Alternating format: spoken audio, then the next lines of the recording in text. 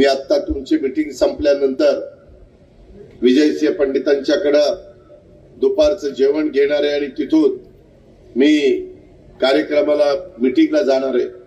मला थोडा उशीर झालेला, उदाची तीव्रता आहे, तरी देखील माझ्या लाडक्या बहिणी आणि तुम्ही पुरुष मंडळी मोठ्या प्रमाणात इथं उपस्थित आहात। मी तुम्हाला विश्वास देतो, मी शब्दाचा पक्का आहे, मी कामाचा माणूस आहे। मला फालतू गप्पा मारायला आणि टाइमपास करायला आवडत नाही। करायचं तर ते काम झालंच पाहिजे।